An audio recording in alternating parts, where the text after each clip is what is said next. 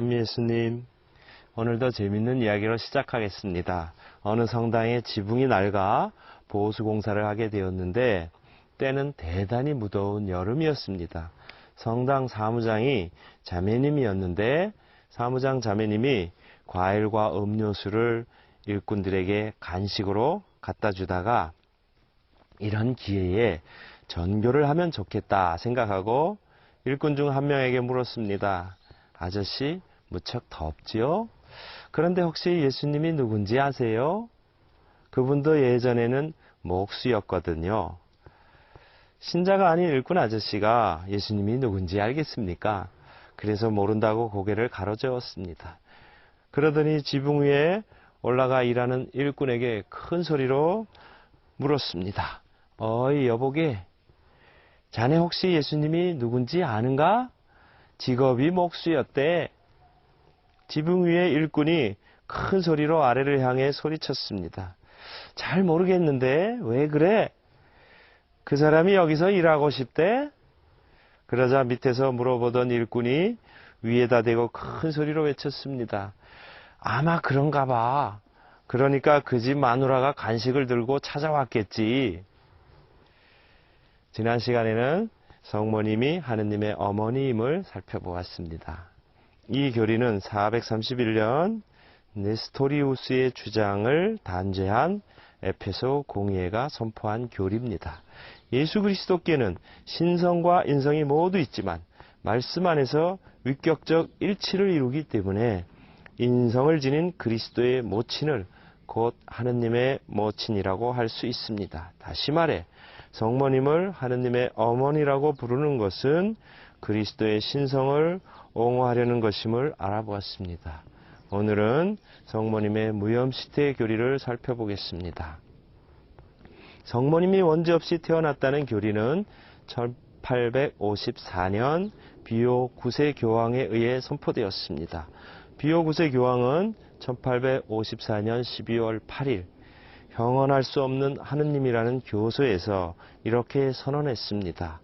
복되신 동정녀 마리아는 잉태된 첫 순간부터 인류의 구세주이신 예수 그리스도의 공로와 전능하신 하느님의 유일무이한 은총의 특전으로 말미암아 원죄에 물들지 않고 순수하게 보존되었다.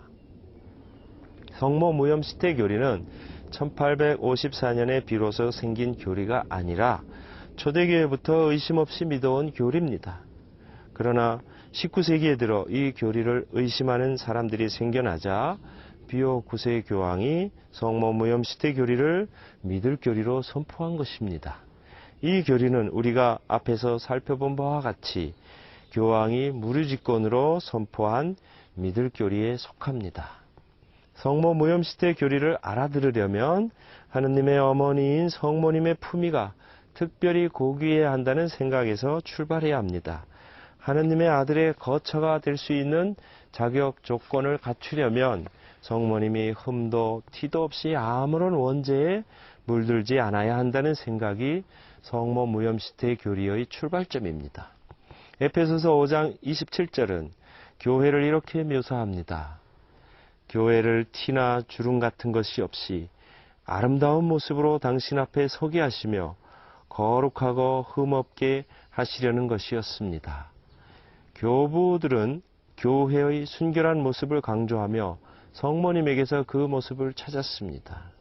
성모님의 순결함과 거룩함은 이처럼 교회의 거룩함과 연관됩니다.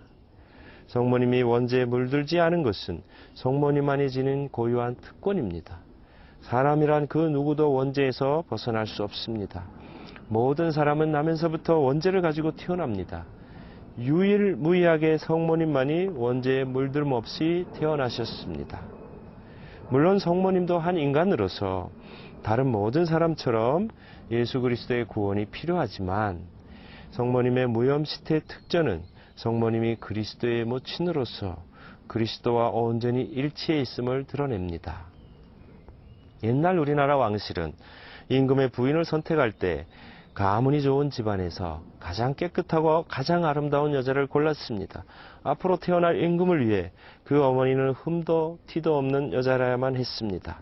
임금의 어머니가 될 사람도 그러한데 하느님이신 예수 그리스도의 어머니가 될 분은 얼마나 깨끗하고 흠없는 여자여야 하겠습니까? 하느님께서 그런 흠도 티도 없는 여인을 고르셨으니 그분이 성모 마리아입니다.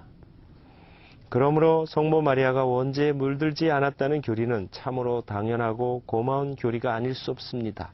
아무리 설명해도 우리는 성모 무염시태 교리를 이해하기 어렵습니다. 믿어야 한다니까 믿는 것이지 잘 이해가 가지 않는 교리 가운데 하나입니다. 성모 무염시태 교리를 이해하기 어려워하는 이유 중 하나는 우리가 죄 많은 사람들이기 때문입니다. 원죄에 물들어 태어나 죄를 지으며 살아가는 우리가 어찌 원죄 없이 태어나신 성모님을 제대로 알아들을 수 있겠습니까? 하느님과 멀리 떨어져 살아가는 우리가 하느님께 순종하며 항상 그리스도와 일치해 살았던 성모님을 어찌 제대로 알아들을 수 있겠습니까? 이렇게 우둔한 사람들을 위해 성모님이 1858년 프랑스 남부 피르네 산맥의 산골 마을 루르드에 직접 나타나 이 교리를 확인시켜 주셨습니다. 1858년 2월 11일부터 7월 16일까지 베르나데타 성녀에게 모두 18번 발현하셨는데 마지막 발현 때 나는 원죄 없이 태어난 자다 라고 말씀하셨습니다. 이상으로 성모님의 무염시태 교리를 살펴보았고 다음 시간에는 성모님의 승천과 개신교의 마리아론을 알아보겠습니다.